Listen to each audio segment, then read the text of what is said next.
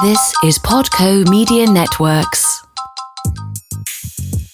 On episode 145 of Confessions of a Marketer, the marketing of ideas.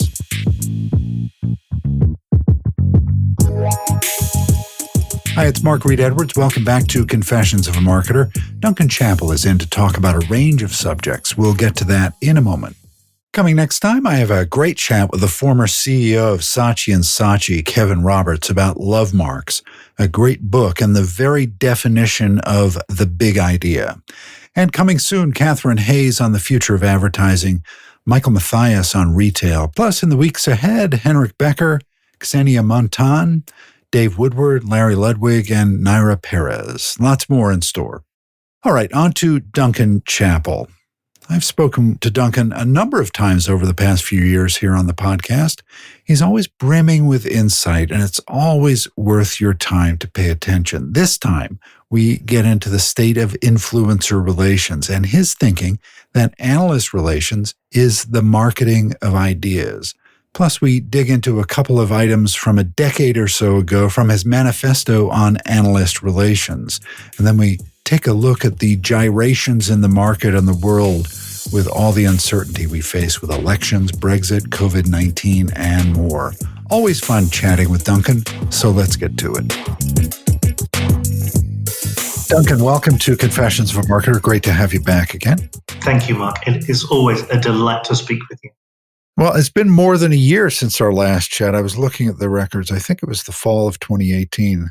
The world has changed a bit in that period of time. Oh my God. So what's up in your part of the world, and what's the state of influencer relations as we speak? Well, I'd say that the things that have changed the most have been, both new opportunities, new obstacles, and then changes in the material world around us. Maybe let me give some high-level comments about that, and maybe we can drill into them a little bit. Firstly, when we think about new opportunities. So we're seeing analysts accelerate the pace at which they are changing their coverage areas. And I think that reflects an accelerating pace of change in the industry and also a faster cycle time. So the time that it takes organizations to get through their initial funding, to get to market, to get through to M&A, that whole life cycle is accelerating. That means that analysts have to be more alert, that they've got more demands on their time, that they have to be more responsive. And in a way, I think it's a little bit like changes in the apparel industry. There used to be fashion, and then there used to be style. You could be a fashion designer that stood away from what was going on in most of the market, have your own distinctive view on what was going on. And that was a very different part of the market for people who were following fashion, who were listening to trends, who were reacting and anticipating. And I think the analyst industry has had to turn a little bit from being a kind of style business to being a fashion business. And analysts have to be much more responsive. They have to listen to their customers. And something that I see a lot more, even in really crucial foundational activities, like defining categories, creating new categories, anticipating market categories. Analysts are getting more and more cautious about doing that. Analysts are using their customers' language more than more. They are listening to their customers and reflecting that back much more than they were previously trying to set the scene, to anticipate the market, to stand really far ahead of the market. So the opportunities are very different. It means incumbent power is lower. It means there's a lot more attention to smaller firms and to startups. And more than anything else, it means companies that understand advocacy management, who are able to generate customer stories and to get customers asking questions of analysts, have got much more leverage than they've ever had in the last decades. In a way, I think it's good to just focus a little bit on that point about opportunity, because it says so much about kind of market disciplining of the big analyst firms. And it means that analyst firms themselves really have to rethink and reorganize the way that they are behaving. How does that affect the big firms? I think we're seeing a few different responses from the analyst firms. All of them are about operational effectiveness. So in the case of Gartner, which is not just the market leader, but also It is the role model that the whole market tracks. And in scholarly circles, they talk about it as isomorphism. But when Gartner identifies characteristics, potential characteristics for it to display, it hesitates before it adopts them. And then when it does, it moves massively. So if Gartner puts its weight behind something, that's a signal to all of its competitors that serious thought has gone into the viability of this, and it's viable. If Gartner is doing it, it must be viable, so other people do it as well. And that means, firstly, that people underestimate the challenges that Gartner faces. Gartner, of course, can misexecute. Gartner faces problems. It's had stops and starts. But it also means that the analyst industry really comes down to execution, because as soon as one of the big firms signals to the market that it's doing something, it's very hard for other firms to not imitate. So that means execution starts to overcome the importance of strategy or even the quality of analysis. Gartner, for example, it's a great analyst firm. It has excellent insight. But the weird thing now is 20 years ago, Gartner was a winner because it had unbelievable insight. But these days, Gartner is a winner because it's got an unbelievable sales force. So success is really all about execution. And the only way to succeed is either to improve your execution, aping what Gartner is doing, or you really have to try to refine a different business model, a different value proposition. I think this is what Informa is trying to do. Informa has recently gathered together all of its different high technology research brands. So Ovum and IHS Market Technology and Tractica and Heavy Reading. And it's brought them all together in a new brand, Omdia, with what looks like a different business model, something rather similar to the heavy reading business model. And then the third opportunity, of course, is niche. That organizations can define themselves more clearly, can really sharpen their focus, can try to develop more insight than Gartner could have in a defined and defensible market position. These are the strategies that I see analyst firms trying to follow. And it all comes down to execution more than ever before. And unfortunately, the quality of analyst insight is secondary because it's the ability of these analyst firms to diffuse what they're saying through direct sales, through content marketing, through selling licensing. It's the ability of these firms to diffuse their insight, which is becoming more crucial than the quality of the insight itself. It's interesting how it's such a dynamic market, and the big players and the smaller players basically play on the same field. I think it's absolutely true. Partly it's because analyst insight is heavily qualitative and rich. And so it means that an analyst at a small firm and an analyst at a big firm really can be on quite a level playing field. And if you have a niche analyst firm with a focused sales team that is able to reach out to the people who find their insight valuable, then they can compete with the big firms. And actually, a great example of that I'm very close to at the moment is the financial technology industry.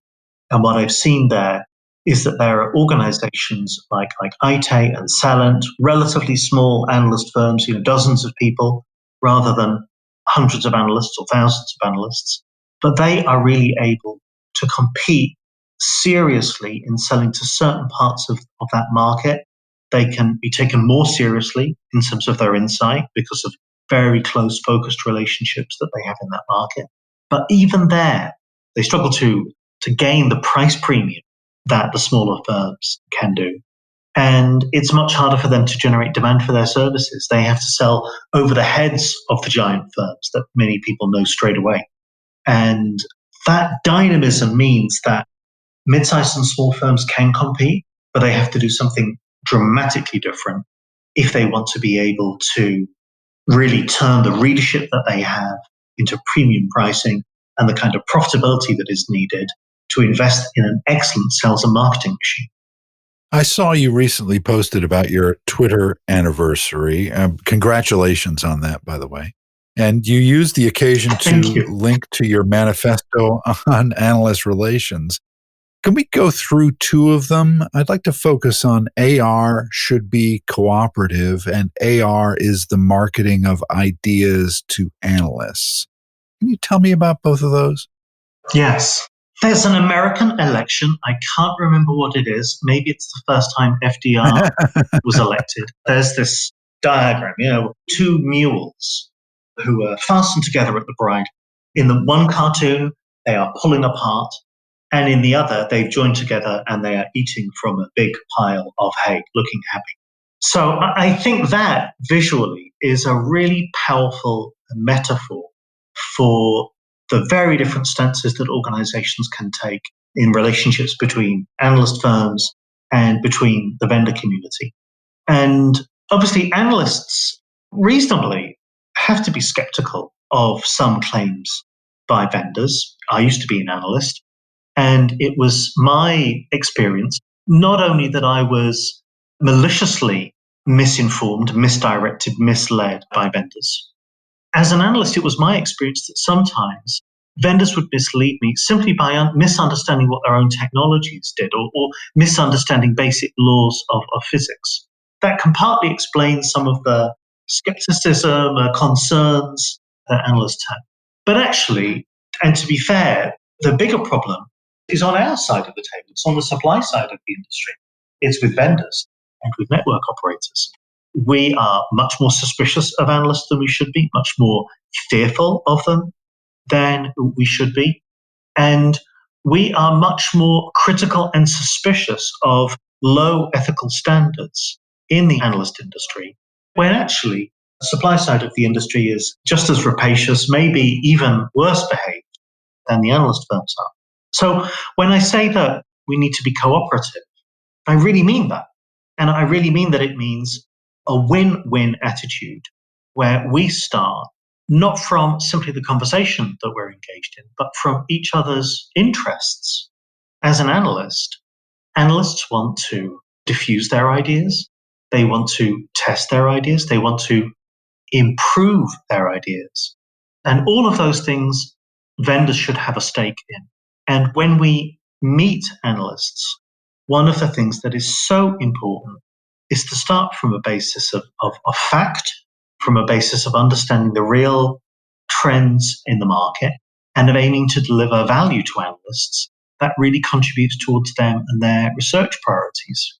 It's one of the interesting experiences that I have here at CCgroup, the PR, is I'm in the lucky situation not just to be an isolated analyst relations practitioner, but to be part of a team and to be part of a team that has got access to lots and lots of very rich experiences. And often we're able to interact with the same analysts on behalf of multiple clients. But it means that we're able to really get a better idea of what the problems are that analysts are addressing in their research, of the direction of their questions and queries and skepticisms. And it means that we're able to curate conversations with analysts that start from what those analysts are worried about rather than starting from what our customers are providing. Obviously, that is bound to come up in the conversation. It's an unavoidable part of an analyst speaking to a vendor, that the analyst is going to be interested in finding out the company and its customers and about the offer that it's bringing to market, how it goes to market. But actually, the conversation has to be about the problem that the analyst is trying to help their customers to solve.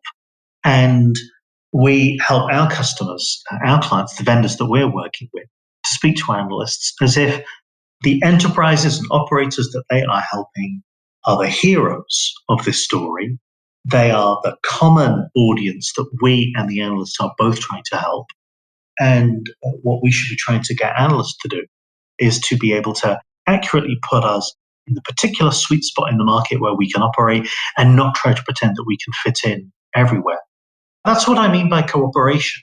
And I must admit, it is extremely hard sometimes to convince vendors and operators to take that approach. Many of them have only met salespeople from analyst firms. They haven't met real analysts. Maybe they've had very bad experiences with people from sales teams and analyst firms. Maybe they think the analyst industry is a pay-to-play industry. And very often they think that there's no way that they can get a fair hearing. And the reality is, I'm amazed by how very fair a hearing even small firms can get from very large analyst firms. One of the experiences that we've had here in our team at CCgroup, so almost all of us are new in the team since 2018. And one of the things that we've deliberately tried to do for our clients is push them away from smaller firms towards larger firms that are more likely to have relationships with their end customers. And we found that the big analyst firms that many of our clients are skeptical about speaking to are really open-minded. So the more that we can talk about cooperation, the more that we will help clients to realize that actually they're not locked out from speaking to the analyst. It's an open door. They just need our help to work out where the door handle is. There was another one of the credo points that you were asking me about. Yeah, AR is the marketing of ideas to analysts. And having worked at an analyst firm myself and worked with a number of analyst firms as a consultant over the years, I've always thought that the analysts' brains are marketed using reports and research notes and so forth. I hadn't thought of it as the other way around. It obviously makes a lot of sense. It actually doesn't make a lot of sense to many people. And that's why it's been one of these foundational points. I mean, actually, these credo points that I wrote up a dozen years ago have actually been ideas that I developed much earlier when I was working at Deloitte, which I think would have been, 2003, something like that. It's one of the things that I often see is that people are so focused on getting mentions in reports that they will prioritize a dozen analysts who aren't very important, who happen to be writing something in the next few months, or who announce what they're writing in the next few months. And sadly, they will ignore much more influential analysts who don't publish their research agenda or aren't interested in sharing with everybody what their research agenda is. They might only share it with customers, and you might not have that insight. You might not have that intelligence. There's a lovely article that my colleague Elena Georgieva has written on the CCgroup blog where she talks about this idea of using research calendars to plan your analyst relations program. So a minority of analyst firms are able to publish in advance calendars of the content that they will be publishing. Not everybody can keep to those intentions, of course, but it's really nice to publish them. But very few people do that. Most analysts don't do that and don't want to do that. What Elena has seen, and I've seen it for longer than her, but maybe it's more worrying for her, what we see is that organizations are massively distorting the way in which they are prioritizing analysts, the cadence with which they are speaking to analysts, the way that they focus their conversations with analysts, because they're just saying, hey, you're writing a report about this, we want to be in it. This is like somebody who wants to be married looking for wedding announcements in the local newspaper and then approaching brides and approaching other people's fiancés and saying, hey, I've seen that you're interested in getting married. What a great coincidence. I'm also interested in getting married. One of the hardest things for us to communicate is that often by the time the analyst has announced that they're starting to write that research, the basic outline of it is already there. And the clearest example of this is in the biggest pieces of research, in the Forrester Waves and in the Magic Quadrants. The best time to speak to the analyst is not when they've announced that they are starting the research. The best time to speak to them is when they've just finished it. They've got 9 months, 10 months, 11 months to think about the next quadrant. That's the best time to reach out to those people. So there's a double problem with focusing on reports rather than ideas. Firstly, it focuses you on a small minority of people who publish research. And secondly, is you're trying to start the conversation at the end with people who have almost certainly already got their conclusions, when you should have been speaking to either different people or to the same people at a different time. And what's fantastic for us is that it means that we are not competing with those organizations that misunderstand timing and that misunderstand focus. So again, it really surprises me how we're very often able to work with clients to help them to reset their expectations, to kind of switch from a black and white view into a color view, and suddenly to get a very different way of understanding how to prioritize and plan their analyst relations. And again, it means that often we find ourselves pushing against an open door, speaking to analysts that we've been able to identify earlier on in their research process, where we can make a much more impact in a 1-hour cup of coffee chat 11 months before the Magic Quadrant comes out than somebody else can make in 100 hours of rowing over weightings on spreadsheets after the quadrant process is already at a high tempo. Yeah. Preparation and consistency may be the words that are really important there. Absolutely. I think the ability to plan out the year and to resist temptation is really important. And it's one thing that I really appreciate working with clients is that has to reflect their own organizational culture. Sometimes we're working with organizations that have got a very traditional, recognizably a 20th century engineering culture. In some senses, a 19th century Taylorist quality management, control feedback loop kind of approach. And with these more mature clients with a more stable internal culture, it's very easy to say, we're going to make a plan, we're going to set objectives, we're going to have this cadence, we're going to need your spokespeople this far in advance. With more mature companies, it's easier to have that conversation. And I think that's part of the reason why it's larger companies that are more successful at analyst relations. One of the challenges that we have, very often we are working with early stage firms that are looking for their next round of private equity, or they may be looking quickly to go through to an M&A event or an exit, is that those organizations might be in the habit of zigzagging quite dramatically, not just in their marketing communications, but even zigzagging quite dramatically in the way that they're taking their product to market. And that predisposition to do firefighting and that high tempo can make it harder for early stage firms to do the planning. And to be honest, that's part of the reason why they benefit from using an agency like ours, which is itself, a relatively old, mature, stable agency that has that experience and has those methods that we can provide that kind of planning infrastructure and that more strategic, medium-term orientation that can support organizations, structure organizations, and allow them to make the most of this opportunity that is in front of them, rather than reacting all the time, permanently being on the back foot, permanently scrambling to respond to things that they've identified, or to, even worse, of course, reacting to reports that have already been published. When a manager comes in and says, look, Duncan and his dog wrote a report about our technology and he didn't mention our company, someone has to be brave enough to say, well, this is Duncan and his dog. We don't have to be that concerned about one person and a small canine who may be writing reports for no audience at all. Let's keep our eyes up on the horizon. Let's focus on the big picture. Different client organizations have got very different dispositions, which means that can be a really challenging demand for them, or it can be something that is very easy for them.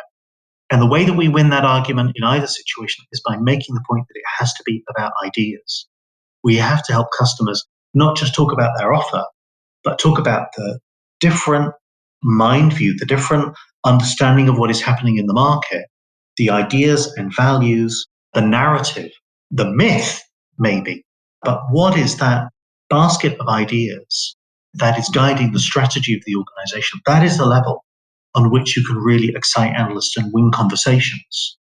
And if you start at the bottom of the pyramid, simply with proof points about incremental improvements that you've been able to make, you'll only ever be a point player and never really be a useful thought leader that is able to demonstrate the way that a whole market is moving.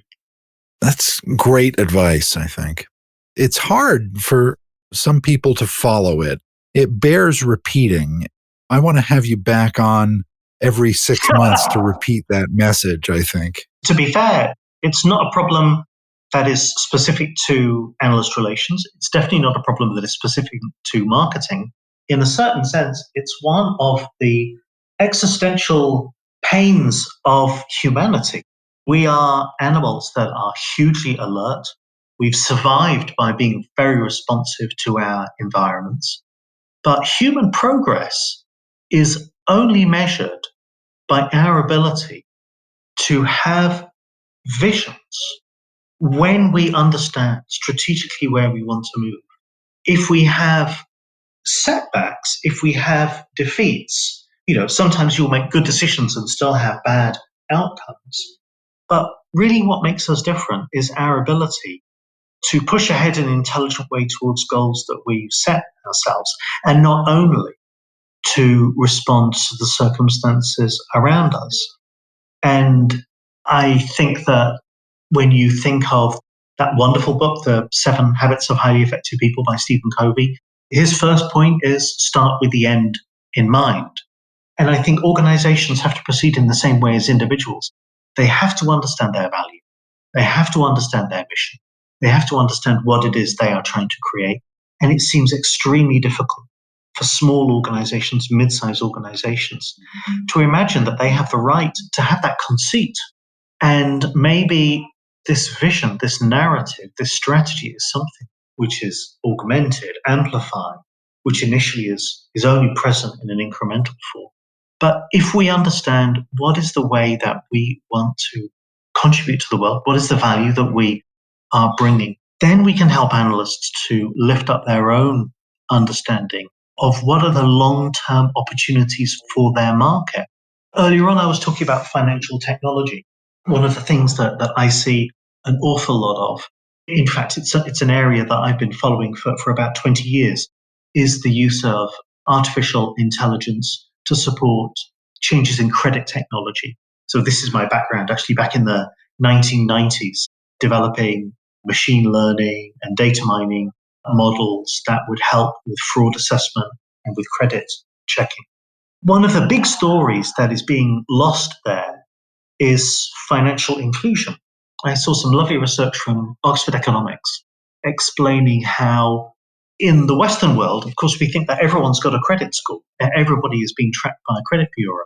But in the majority world, in that kind of, bulge in the middle of the world's population, developed countries where people are earning some serious money, they're in the situation where they could be benefiting from credit.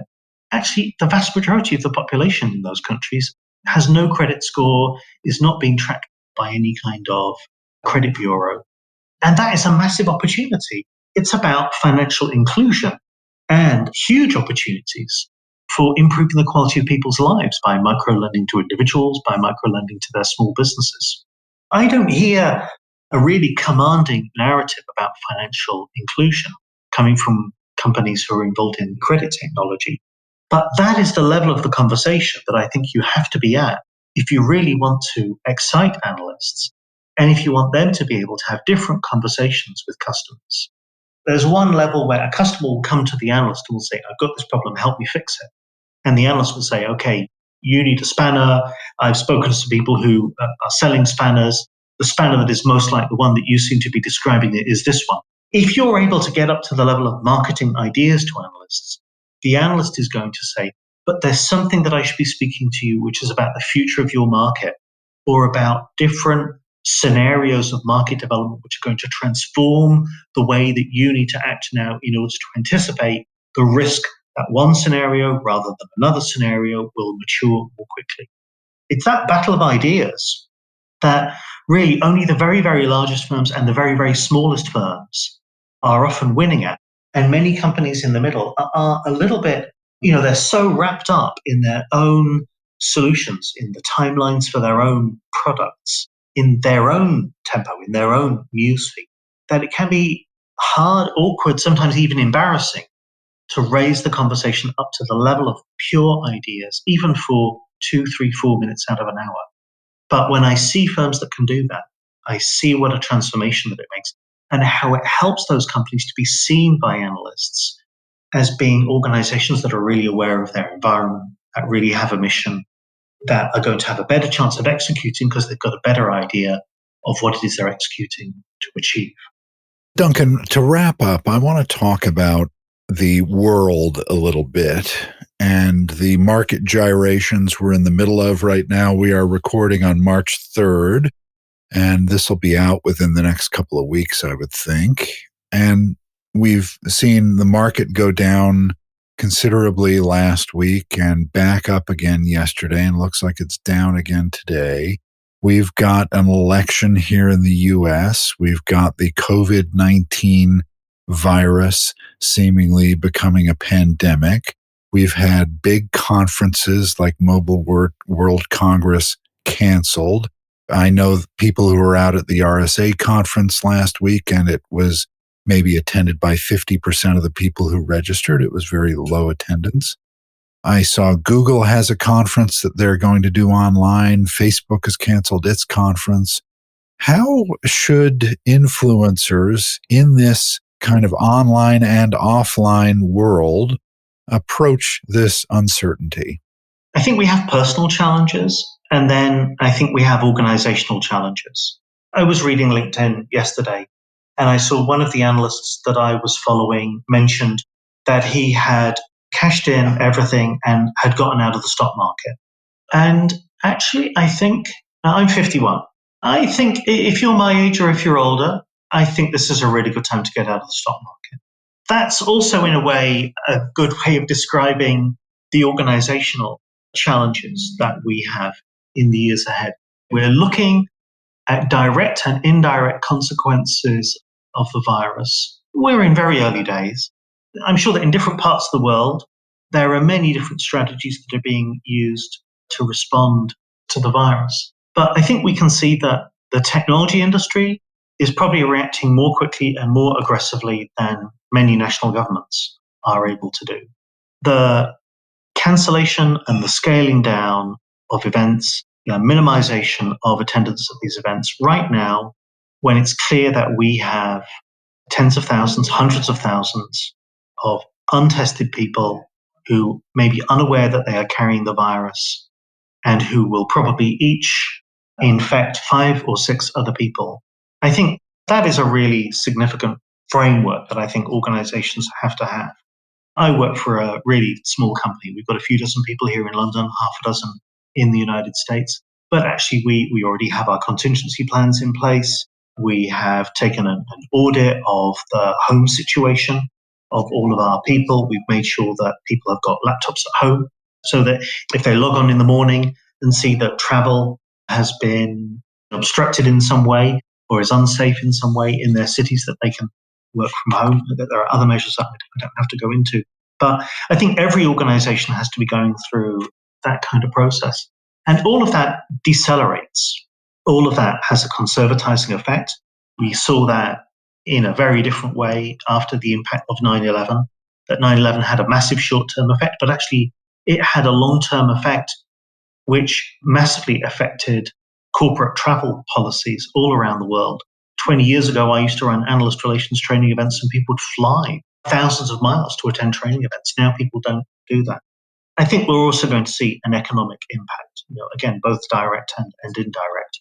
Mobile World Congress was a huge thing for many of our clients. We had hundreds of meetings scheduled at Mobile World Congress, and there will have been tens of thousands of meetings, which will have been very important. There will have been meetings where telecoms operators, desperate to find new ways to monetize their 5G investments, will have missed out on finding ways to make that happen. Analysts hungry to find new solutions that can help their companies to solve their enterprise communications challenges, they will have been inhibited. A massive amount of value is destroyed by all of these events that don't happen. Every cloud has a silver lining. I'm a Zoom customer. I'm very happy to see that Zoom has added more customers in the last several weeks than in all of the preceding year. That really is a silver line to a very dark cloud, where we will see a huge stock market softness. We will unfortunately see more death and the disruption and deceleration of supply chains. I really think that we are still not really able to understand what the implications will be. But for marketers, it means trying to overcome these obstacles. So it means putting more emphasis on webinars. CCgroup is a great example of that. We're a 35-year-old company. We've never run webinars in our 35 years. And now, we're running regular webinars every few weeks. I'll put a word in for podcasts too. Definitely. I think we're seeing people consuming information in different ways. They're looking for substitutes. Podcasts have the great, especially discussions. I think discussions, conversations, they allow you to re-examine issues, and they allow conversations like this, relatively unscripted conversations that could go in any way, where unexpected insights that maybe you would not hear in a heavily prepared presentation at Mobile World Congress will come up. The implications are really significant for us. And although there are some things we can't predict and can't anticipate, I do think we have a job now to understand we have to start filling the gap and investing much more heavily in the kind of content marketing and lead qualification processes on a scale unknown before. It's certainly something that we see. Many of our clients see we're turning more into content marketing and into generating media to generate leads. The problem for us is how to assess quickly all of these leads, these extra leads that come in. Obviously, it's a good thing to have more leads rather than fewer leads. I'm very grateful for that. But organizations can actually be overwhelmed unless they have the right techniques to be able to help filter, funnel, assess, prioritize the people who are engaging in their content. That's great, Duncan. Boy, always a pleasure to have you on, and I really appreciate it. Thanks so much. My pleasure, Mark. You always ask me the very best questions. I'm super impressed that you picked up on these points about the credo. But the situation that we're in now means more than ever before, marketing professionals have to really focus on their visions and their goals, because we are in for stormy seas, and without keeping our eye on the North Star, we can very easily lose track of where we are being moved by the winds. Well, thank you so much, Duncan. My pleasure. Thank you. All right, next time, former CEO of Saatchi & Saatchi, Kevin Roberts, on love marks. So stay tuned. Confessions of a Marketer is a trademark of Podco Media Networks, and this episode is copyright 2020. I'm Mark Reed Edwards. See you next time.